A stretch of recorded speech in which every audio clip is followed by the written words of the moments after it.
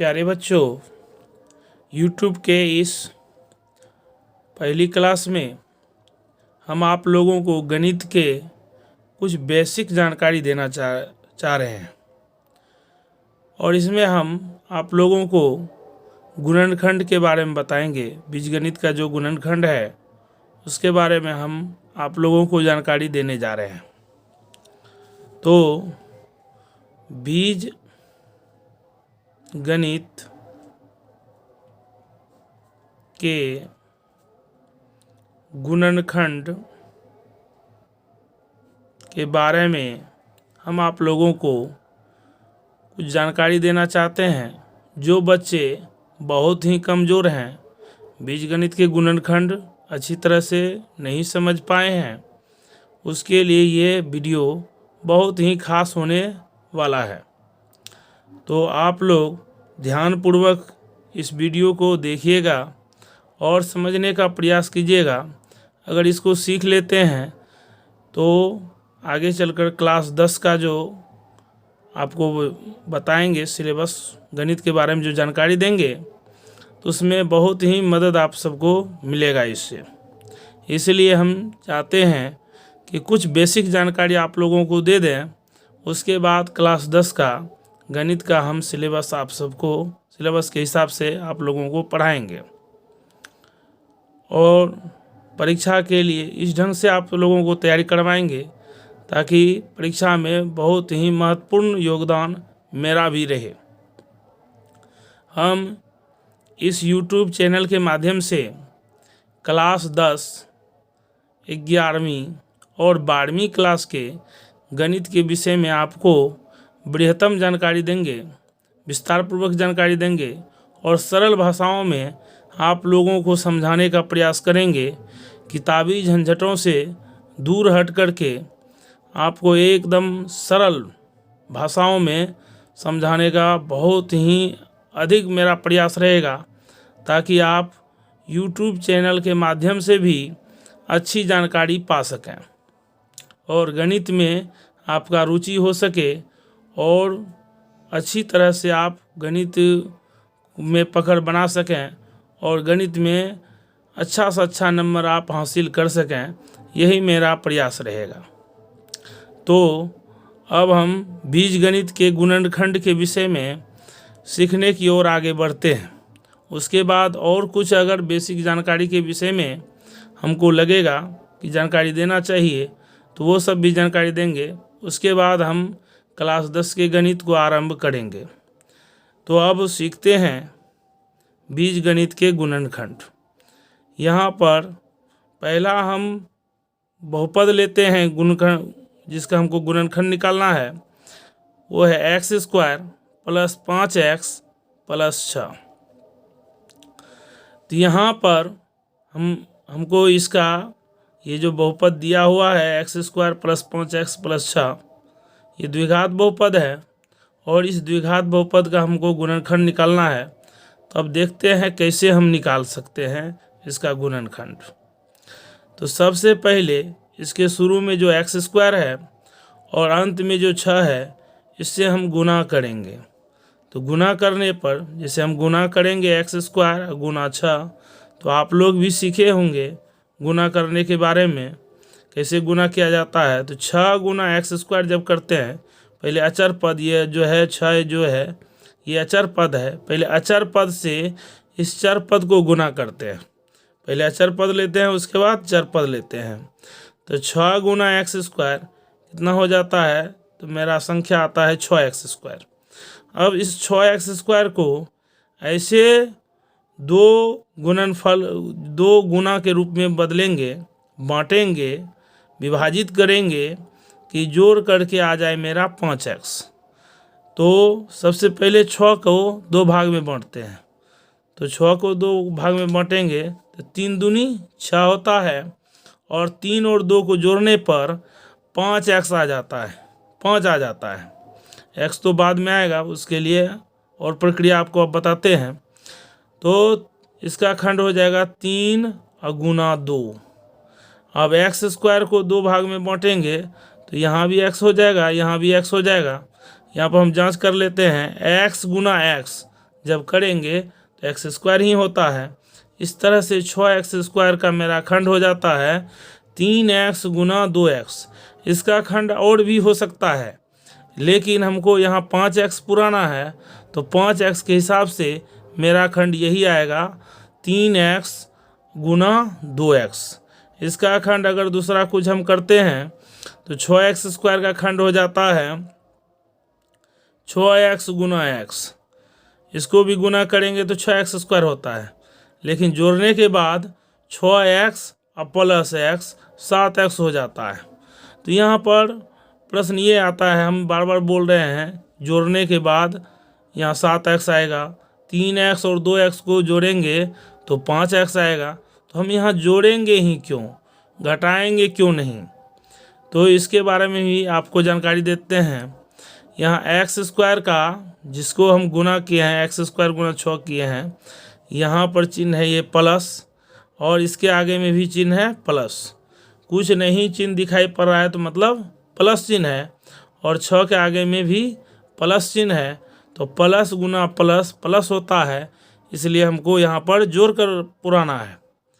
अगर यहीं पर रहता आगे में, जैसे एक्स स्क्वायर का चिन्ह रहता प्लस और अचर पद का चिन्ह रहता माइनस, तो हम जानते हैं प्लस गुना माइनस माइनस होता है, इसलिए हम इसको घटा कर पुराएंगे।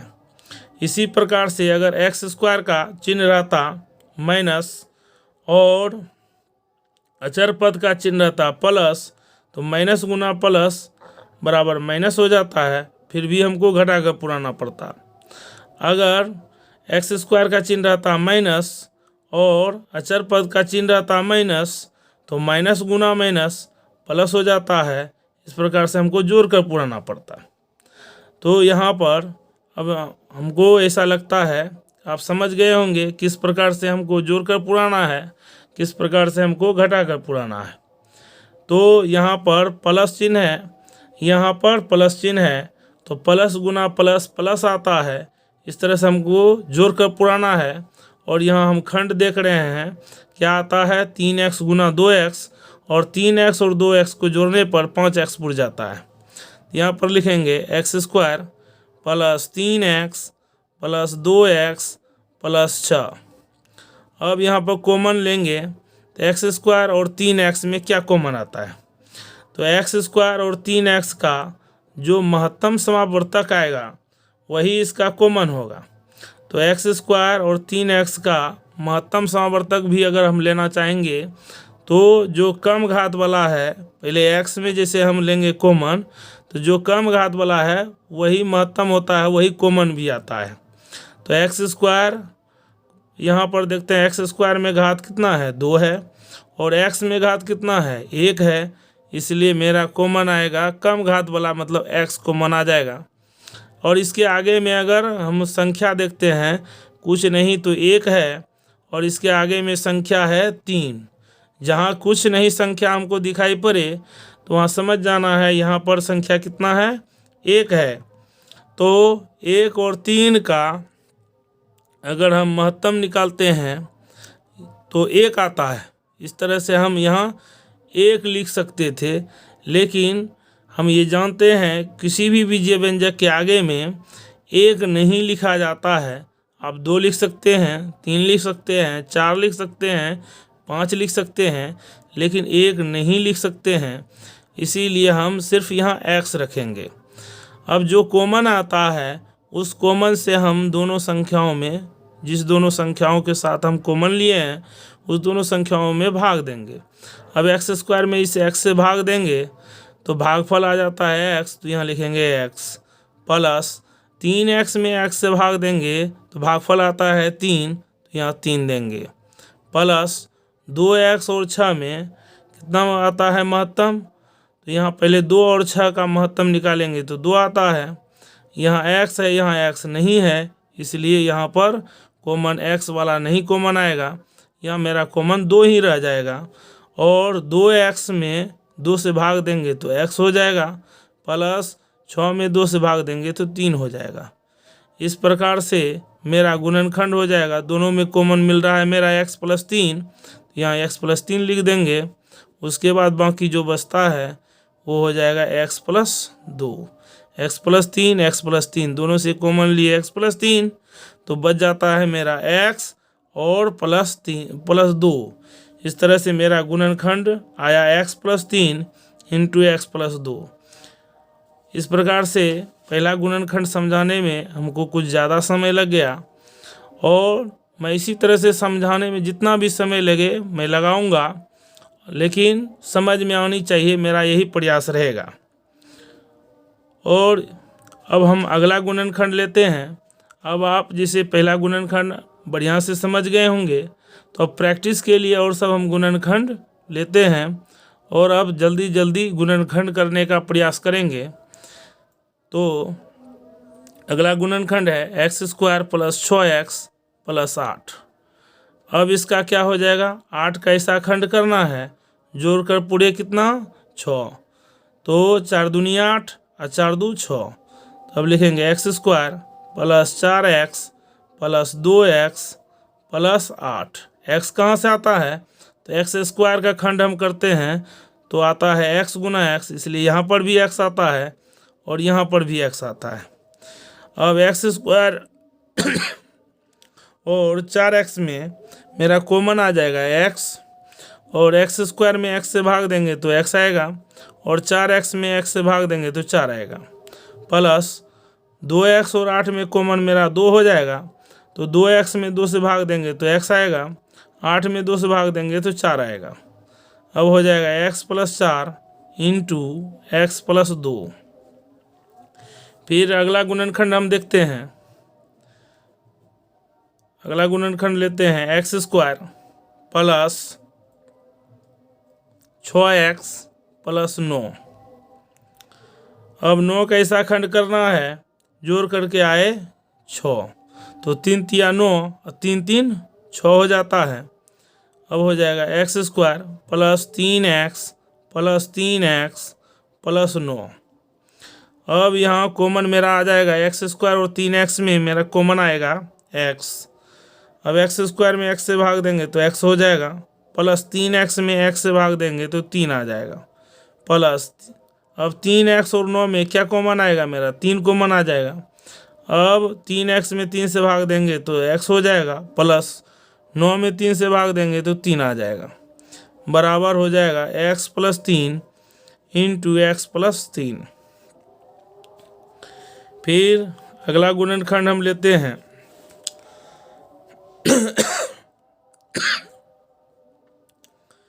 x² + 7x + 10। अब 10 का इस प्रकार से खंड करना है कि जोड़ करके आए 7, 5 दूनी 10, 5 दू 7। अब हो जाएगा x² + 5x + 2x + 10। अब यहाँ पर x कॉमन ले लेंगे। अब x² में x से भाग देंगे तो कितना आता है x, प्लस 5x में x से भाग देंगे तो 5 आ जाएगा, प्लस अब 2x और 10 में कॉमन हम लेंगे तो 2 कॉमन आता है, 2x में 2 से भाग दे देंगे तो x हो जाएगा, प्लस 10 में 2 से भाग देंगे तो 5 हो जाएगा। अब हो जाएगा x+5 इंटू x+2। यही मेरा गुणनखंड आ गया। फिर अगला गुणनखंड हम देखते हैं x² + 7x + 12।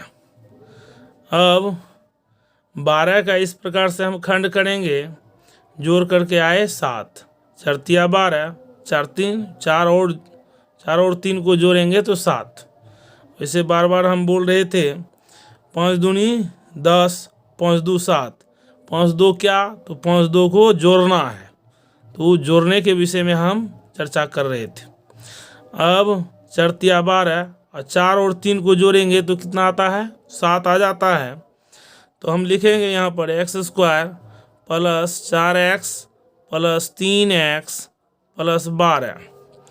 अब x² और 4x में कॉमन आ जाएगा मेरा x, तो x² में x से भाग देंगे तो x हो जाएगा, 4x में x से भाग देंगे तो 4 हो जाएगा, प्लस अब 3x और 12 में मेरा कॉमन आ जाएगा 3। अब 3x में 3 से भागा देंगे तो x प्लस 12 में 3 से भागा देंगे तो 4।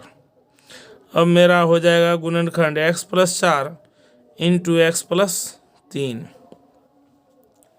हम जितना भी गुणनखंड बताएंगे उसको आपको फिर से बनाना होगा रिपीटली, बिना देखे।